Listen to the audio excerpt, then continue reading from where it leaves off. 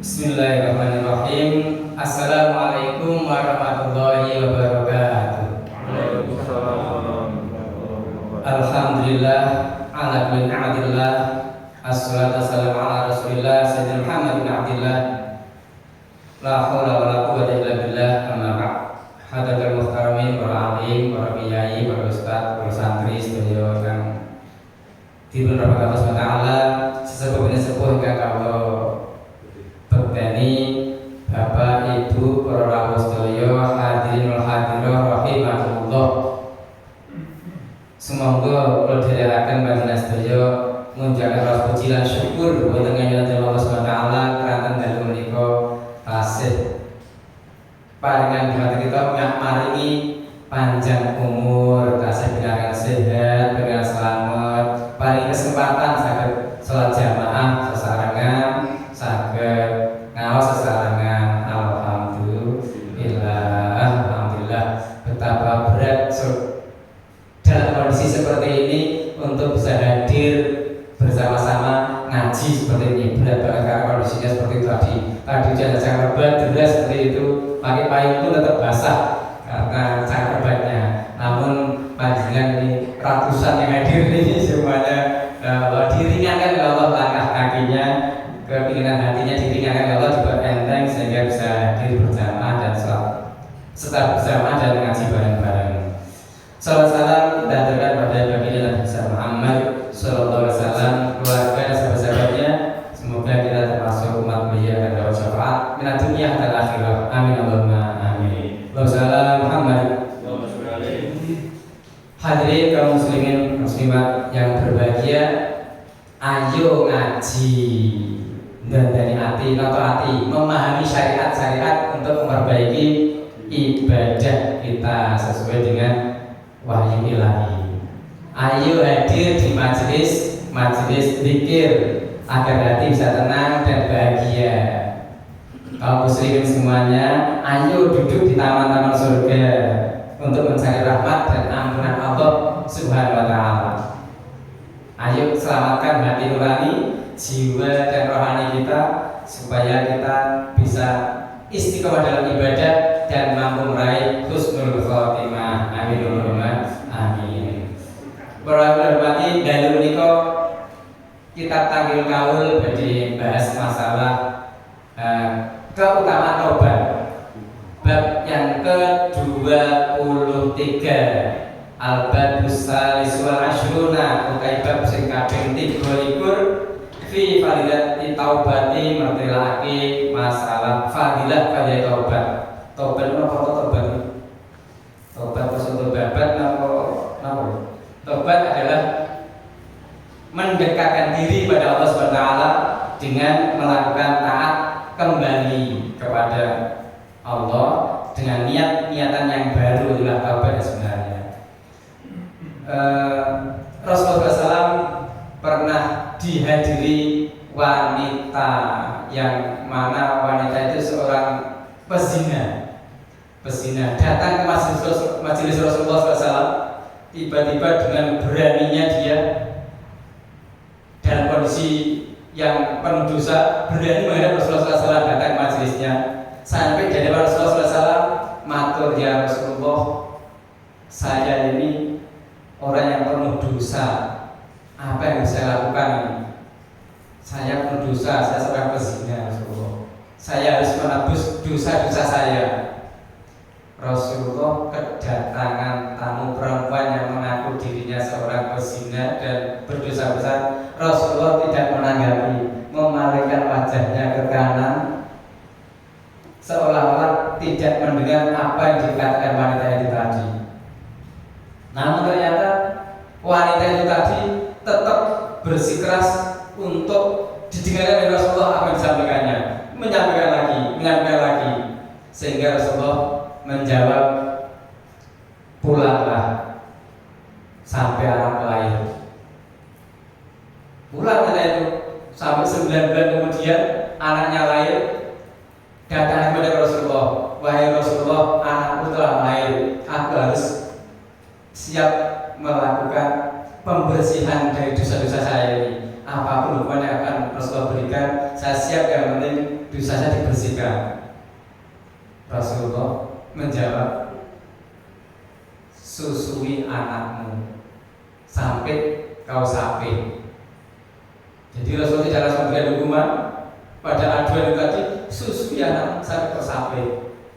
Sehingga 2 tahun kemudian setelah anak disusui sampai, datang kembali menghadap Rasulullah SAW, baru Rasulullah menjatuhkan hukuman rajamnya, dirajam sampai meninggal dunia, dihukum sesuai dengan hukuman seorang pezina. Namun Rasulullah juga mensolati jenazahnya itu dan menguburkannya, sehingga para sahabat berpendapat bahwa itu sudah diterima oleh Allah taubatnya, karena innallaha yuhibbut tawwabina wa yuhibbul mutatahhirin. Sesungguhnya Allah mencintai orang yang bertobat dan mensucikan dirinya.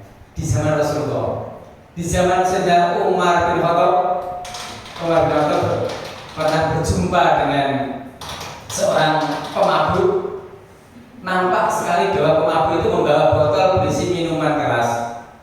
Berpapasan dengan Umar bin Khattab, pemabuk itu ketakutan banget ketika mau berpapasan berhadapan dengan Umar bin Khattab, ketakutan banget. Saking takutnya, dalam hati pemabuk itu berkata, ya Allah, jangan kau buka aibku di hadapan Umar ya Allah. Jangan kau tunjukkan kekuranganku, kejelekanku di hadapan Umar ya Allah. Aku malu pada Umar bin Khattab. Setelah dekat jumpa dengan Umar bin Khattab menyapanya, kemudian tanya, apa yang kamu bawa ya anak muda? Pemuda itu saking takutnya dengan Umar, menyembunyikan apa yang dibawa botol itu sambil mengatakan bahwa yang ku bawa adalah madu. Jadi berbohong, dia berbohong pada Umar bin Khattab. Yang ku bawa adalah madu. Ternyata coba aku lihat, aku mau lihat. Rasulullah begitu bilang, aku mau lihat apa yang kamu bawa, tunjukkan padaku. Begitu botol yang disembunyikan ditampakkan pada Umar bin Khattab, Allah kabulkan doanya. Sudah bukan arak lagi yang dibawa, sebenarnya arak sebenarnya. Setelah Allah merubah sesuai keinginannya, tidak lagi berisi arak, Allah langsung kabulkan ya Allah. Karena hatinya sudah betul-betul berniat untuk bertaubat, mohon ampun pada Allah, langsung kabulkan, berubah sehingga tidak malu di hadapan Umar bin Khattab. Umar bin Khattab pun menerima dengan baik. Jadi ternyata sudah baik anak ini, isinya juga baik, isinya tidak membawa minuman keras ke arak di bawahnya. Ternyata sesuai dengan keyakinan hati. Bapak Ibu yang hormati, dalam sebuah hadis Rasulullah SAW menyampaikan, at-taibu minadz dzambi kaman la dzambala wal mustaghfiru minadz dzambi wa huwa muqimun alaihi kal mustahzi'i bi rabbih. Ini yang artinya orang yang bertobat dari dosanya itu seperti orang yang tanpa dosa sama sekali. Dan orang yang minta ampun dari dosanya, sedangkan dia tetap menjalankannya, minta ampun tapi tetap melakukan dosa, istighfar, mohon ampun tapi tetap dosa lagi, pulang lagi. Itu bagaikan orang yang mentertawakan Tuhannya, ngece ke pengerane, ngece pengerane. Tobat balik naik, tobat balik naik, ngece lalu istighfar, melakukan lagi, istighfar, mohon ampun, melakukan lagi. Berarti kalau dengan ngece, menertawakan, guyu pengerane. Kalau menurut Imam Ghazali, taubat itu adalah meninggalkan dosa dengan niat kuat tidak akan mengulang kembali dosa itu. Niat kuat begitu, tidak ulang lagi. Hadis yang berikutnya, waqala Rasulullah SAW, an-nadamu taubatun wattaibu minadz-dzambi kaman la dzambala. Hampir sama dengan tadi. Sabda Rasulullah SAW, penyesalan itu taubat, dan orang yang bertobat dari dosa itu seperti orang yang tanpa dosa sama sekali. Jadi mirip dengan hadis yang tadi, yang pertama tadi. Syarat untuk taubat, ya setidaknya memenuhi 3 syarat untuk taubat itu. Yang pertama, mencabut akar akar maksiat. Yang menjadi akar maksiatnya dia itu apa? Akar maksiatnya penyebabnya apa? Yang dia lakukan itu. Kok sampai dia zina itu akar maksiatnya apa? Penyebabnya apa? Kok sampai dia mabuk itu penyebabnya apa? Kok sampai dia mencuri penyebabnya apa? Kok sampai dia jadi perampok itu akar apa? Akarnya penyebabnya. Cabut dulu akar penyebab melakukan dosa itu. Yang kedua, menyesali perbuatan yang terjadi itu disesali betul, menyesal. Dan membuhul itu berazam, berniat kuat untuk tidak mengulang lagi dosanya. Setidaknya tiga syarat untuk bertobat itu dipenuhi. Wakil Nabi sallallahu alaihi wasallam, ma min syai'in ahabbu ila Allah ta'ala min syabbun ta'ibin wa ma min syai'in abghadu ila Allah ta'ala min syai'in muqimin ala ma'asi. Rasulullah SAW bersabda, tidak ada sesuatu yang lebih dicintai oleh Allah melebihi daripada anak muda yang bertaubat, dan tidak ada sesuatu yang lebih dibenci oleh Allah daripada orang tua yang tetap menjalankan maksiat. Sing nom tobat sing tua malah maksiat terus masyaallah. Sing nom tobat sing tua malah maksiat terus. Maka Rasulullah SAW likul syai'in hilatun wa hilatud dzunub at-taubah. Kata Nabi, setiap sesuatu itu ada rekayasanya, dan rekayasanya dosa adalah taubat. Taubat dari dosa besar maupun maksiat kecil. Maka Nabi SAW likul syai'in dawaun wa dawa'u dzunubi taubah. Setiap sesuatu itu ada obatnya, dan obatnya dosa adalah taubat. Tentu saja yang dimaksud di sini adalah taubatan nasuha, bukan taubat sambel. Saya iki kapok mangan sambel pedes beli nyambel meneh, beli meneh. Tidak, itu maksudnya adalah taubatan nasuha. Taubat betul-betul taubatan nasuha, tidak mulai lagi dengan memenuhi 3 syarat taubat tadi. Bapak Nabi sallallahu alaihi wasallam, at-taubatu tahdimul khaubah. Taubat itu merobohkan kesalahan. Setiap perbuatan dosa adalah kebodohan atau kejahilan menurut tafsir Ibnu Katsir. Kesalahan yang dirubah kepada kebaikan, kesalahan itu akan roboh dan bangun berdiri kebaikannya. Bapak Nabi sallallahu alaihi wasallam, sabda Rasulullah berikutnya, tubu ilallahi fa inni atubu ilaihi kulla yaumin mi'ata marratin. Tubu ilallah, tobatlah pada Allah. Fa inni, sesungguhnya saya itu, kata Rasulullah, atubu ilaihi, tobat pada Allah, kulla yaumin, setiap harinya, mi'ata marrah, 100 kali. Kanjeng Nabi tobatnya 100 kali. Kita berapa kali ya? Istighfarlah, beristighfarlah. Setidak-tidaknya ya sama dengan Nabi, syukur bisa lebih dari Nabi. Karena Nabi sendiri bisa 100 kali per hari, masa kita kurang hanya 3 kali toh, 3 kali ibadah maghrib, 3 kali ibadah subuh, sudah lagi nggak pernah kalau saya minum layu, nggak pakai istighfar, nggak pakai taubat. Taubat adalah orang-orang awam itu taubat dari perbuatan dosa atau perbuatan maksiat besar. Yang lebih khusus, orang yang taubat dari penyakit hati. Nampaknya nggak melakukan dosa besar nampaknya, tapi ternyata punya penyakit hati. Apa itu? Ya takabur, ya ujub, ya kadang-kadang sirik, kadang-kadang bakhil, kadang-kadang ghibah, kadang-kadang namimah, ngelendengi, ngerasani. Penyakit hati itu bukan dari penyakit hati. Lebih khusus lagi, seperti Rasulullah, tobatnya bukan tobat dari dosa, Rasulullah maksum terjaga oleh perbuatan dosa, terjaga dari perbuatan dosa. Tobat Rasulullah bukan dari penyakit hati, Rasulullah gak punya penyakit hati. Tobatnya Rasulullah itu tobat dari lalai zikir, lupa mengingat Allah. Jadi tobat dari lupa mengingat Allah.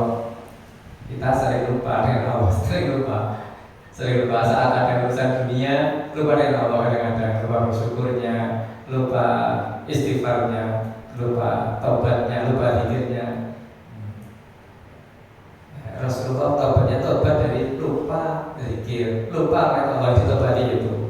Rasulullah gak pernah lupa, gak pernah lupa dari zikir, gak pernah melupakan Allah. Nah kita malah seperti saat kesandung tidak mengucapkan lafaz-lafaz kalimat thayyibah yang menyebut nama Allah, malah yang keluar kalimat-kalimat yang di luar zikir, di luar kalimat-kalimat thayyibah. Saat jatuh, saat menerima nikmat lupa alhamdulillah juga menerima nikmat. Jadi itu namanya melupakan zikir, lupa kepada Allah Subhanahu wa taala. Tobat dari hal-hal tersebut. Maka Nabi sallallahu alaihi wasallam tubu ilallahi wala tayasu fa innal ya'sa kufrun. Ini seperti ini. Tubu ilallah, tobatlah kepada Allah. Wala tayasu, dan janganlah kamu berputus asa.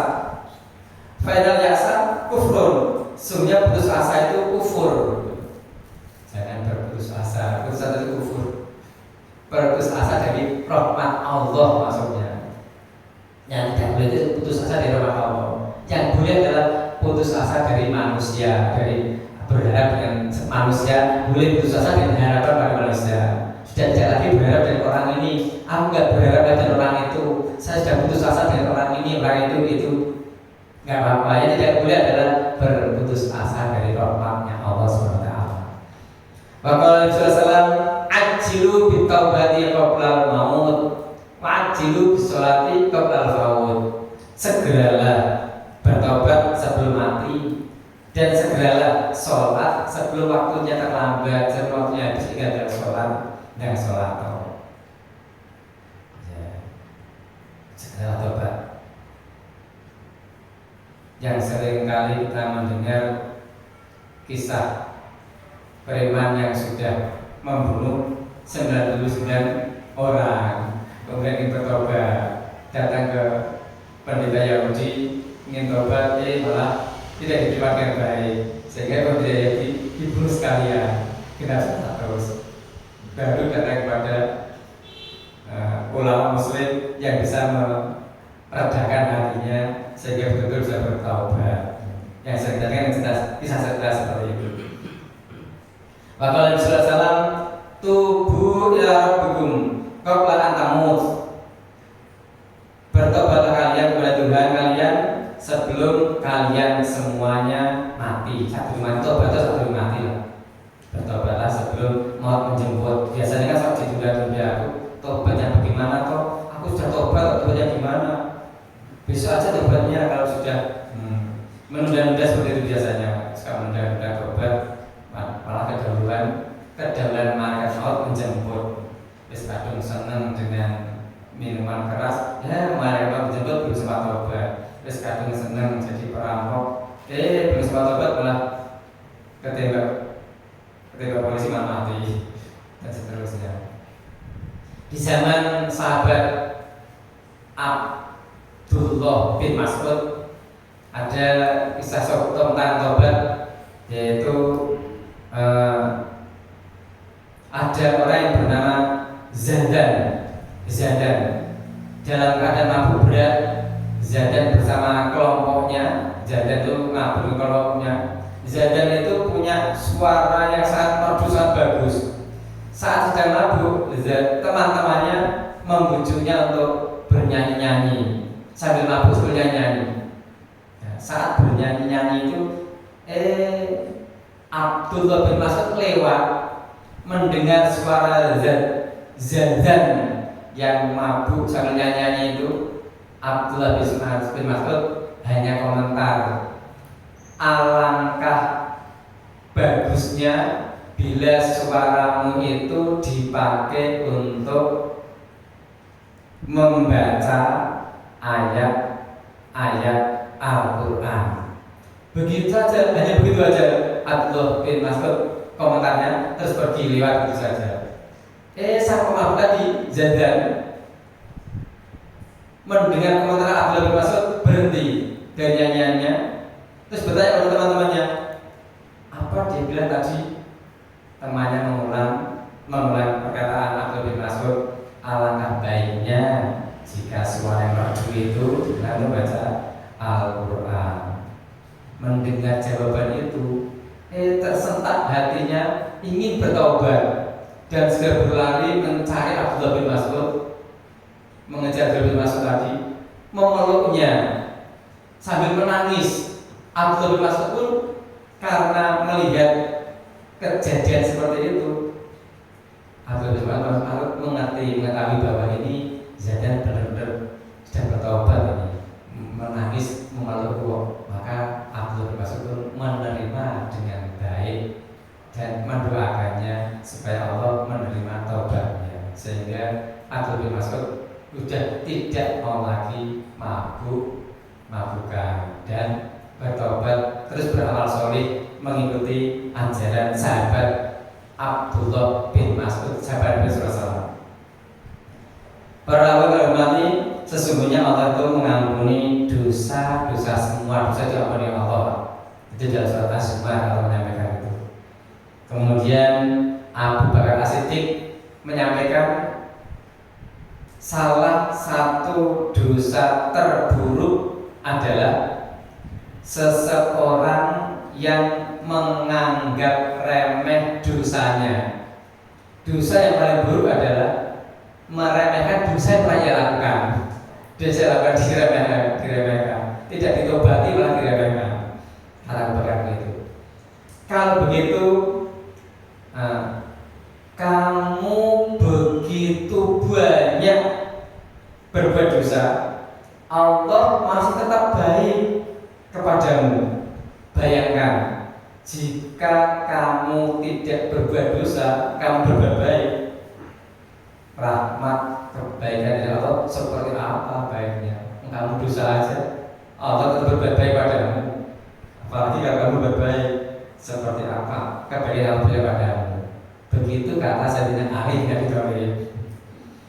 Dosa-dosamu boleh jadi sebesar kapal, tapi jangan pernah lupa bahwa rahmat Allah lebih besar dari lautan itu. Kata